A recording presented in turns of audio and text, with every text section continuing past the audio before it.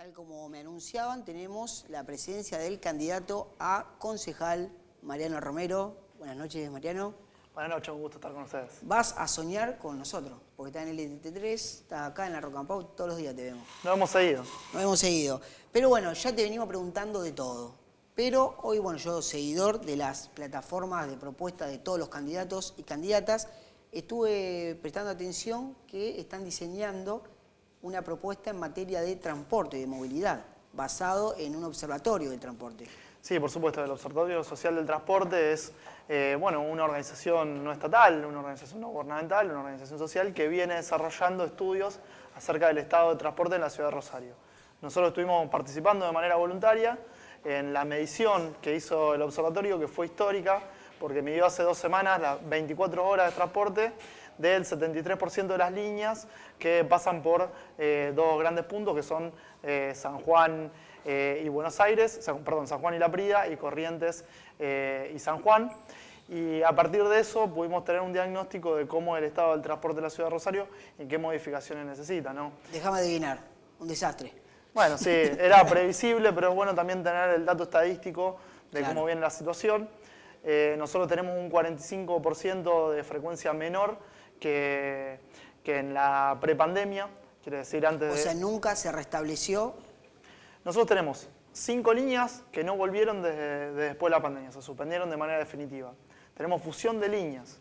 Y además, el 45% de las líneas tiene una frecuencia que el colectivo pasa cada más tiempo. Pero además le sumamos que el 48% de las líneas para entre 3 y 10 horas a la noche, que interrumpe su frecuencia. Entre 3 y 10 horas. Entre 3 y 10 o sea, horas, el colectivo que en 10 horas, no pasa. el que necesita ir a trabajar o ir a la casa de alguien no puede contar con el sistema público de pasajeros. Sí, mayoritariamente las líneas paran entre 5 horas, recortan su frecuencia. Entre las 0 y las 5 de la mañana es el momento más crítico. Pero además, decíamos, el 48% de las líneas frena, interrumpe su circulación en ese lapso de tiempo. Pero además de las que se mantienen, recortan su recorrido. Claro, es decir, sí, hay sí, barrios en los cuales no entran. Con lo cual tenemos una situación que es crítica y bueno, justamente si le sumamos poca frecuencia, líneas interrumpidas y Sí, además sí. que no hay inversión en los GPS, por lo cual no hay previsibilidad para que un vecino o una vecina que tiene que esperar 40 minutos sepa por lo menos cuándo tiene que ir a la parada de colectivo, lo que tenemos es que tenemos un 7% menos de personas en el IPK, o sea, de índice de pasajero por kilómetro recorrido, pero con un recorte de líneas. Entiendo. Con lo cual hay menos kilómetros recorridos. Tenemos un 30% menos de pasajeros que se suben a la línea de colectivo. ¿Qué genera esto? La no inversión y el déficit de la mala prestación del servicio de transporte es que dependamos pura y exclusivamente de subsidios nacionales y provinciales para el funcionamiento, pura y exclusivamente porque estamos haciendo mal las cosas en Rosario. Es que yo lo que noto es que siempre que se habla de transporte, se habla de plata.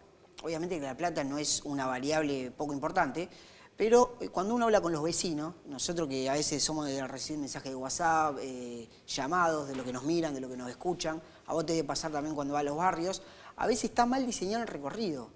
Por ejemplo, yo hoy por hoy no estoy muy al tanto de las líneas colectivo, pero cuando se unificaron las líneas, como vos bien decías, algunos trayectos, vecinos tienen que caminar 15 cuadras para tomarse un colectivo. Capaz que si modificás un poquitito, capaz que camina 4 o 5. ¿Eso por qué? ¿Se hizo arbitrariamente? ¿Se hizo en beneficio de algún empresario? ¿No se diseñó? ¿Fue algo así improvisado? Yo creo que si hay algo que caracteriza a esta gestión es la no gestión y la falta de planificación de esta gestión municipal, ¿no? Nosotros tenemos líneas que quedaron suspendidas de manera indefinida luego de la pandemia, como por ejemplo la Ronda del Centro o el Enlace Sur, que eran la única posibilidad que tenía el ciudadano de vincularse barrio entre barrio, Claro, sin pasar por el centro, ¿no? Tenemos otras situaciones como por ejemplo, y esto también es la prioridad en términos productivos de la ciudad, de áreas industriales como la del polígono Uriburu, que se asienta sobre Uriburu y que tiene que pagar el transporte público de sus trabajadores, un transporte privado, porque no se desvía Claro. La línea de pasajeros. Tenemos otros lugares donde, por ejemplo, el recorrido no se ha cambiado la logística del horario y pasa a las 12 de la noche, 5 minutos después de la salida 5 minutos antes de la salida de los trabajadores de una empresa, en la cual obviamente Totalmente, tiene que esperar 40 minutos la pasada del siguiente colectivo. Bueno, aún ante el reclamo de los sindicatos y de los propios trabajadores, esas situaciones no se han resuelto. Esto es pura y exclusivamente por la falta de planificación y también el desconocimiento del territorio del transporte. Impacta en todo, ¿no? El transporte impacta en la seguridad, impacta en la cuestión de la producción, decíamos. Si una empresa, además de no tener muchas veces el acceso a servicios, no tener la posibilidad de recolección de residuos como corresponde a su salida, además tiene que pagar un transporte privado para sus trabajadores porque no hay transporte público. Sí, joda el laburante, hay empresas que sí te pagan el transporte privado, pero ¿eso cuántas empresas? Las grandes empresas. Joda el laburante y joda la empresa, porque lo que termina siendo la empresa, Obvio, si uno le da sí, las sí. condiciones, se asienta en una de las localidades aledañas que sí le brinda esas condiciones. Pero esto que vos decís de la falta de planificación, no tiene nada que ver con el transporte de pasajeros. No sé si vos sos manejar, ¿viste el desastre que hicieron por Oroño? Sí. Es impresionante, digo, parece que ningún funcionario de la municipalidad maneja por Oroño o por Mendoza. No hay un semáforo que esté coordinado. Te agarran 5 semáforos, vaya a la velocidad que vaya. Yo no sé si alguno se pone a jugar, es una broma que sale mal, dice, mira, vamos a hacer esta broma a ver qué dice la gente, pero es muy notorio realmente. Y se da en todo, en el transporte obviamente también se da. Yo creo que es parte del desconocimiento de lo que pasa en el territorio, ¿no? Viven en un barrio privado capaz. Y No, a ver, si vos no transitas todo el día arriba del auto, muy probablemente lo de Pellegrini o lo de Oroño te parezca una buena idea. Ahí me toca vivir en el barrio de La Cesta y Claro, tío, nosotros tenemos, todo tenemos bicisenda de doble mano por Riobamba. Bueno, la verdad que es imposible poder ver del otro lado que venga una bici. Claro. Por cómo está constituida la calle. Incluso. No lo diseñó alguien que maneja por ahí. No lo diseñó alguien que maneja por Bueno, ahí. y con Juan Monteverde me imagino que Juan Monteverde intendente, Mariano Romero concejal, están ahí ya armando el plan de laburo para... Sí, no solamente de movilidad, una transformación radical de un sistema de transporte que tiene que pasar a ser multimodal, sino también con un sistema en el cual empiece la prioridad exactamente al revés, ¿no? Nosotros vemos una gestión municipal de cara al centro y aún con una gestión muy mala para el centro y de espalda a los barrios. Nosotros tenemos que pensar que las prioridades tienen que ser cambiadas y tienen que arrancarse de abajo hacia arriba. Tenemos 112 barrios populares en la ciudad de Rosario que no tienen acceso a servicios. Vaya si también impactan la cuestión de la seguridad, que hablábamos antes. Sí, Nosotros tenemos, en particular nuestra organización, sufre el asesinato de un vecino que trabajaba en un centro comunitario en noviembre del año pasado, Ricardo Carrizo, en Villa Manolita.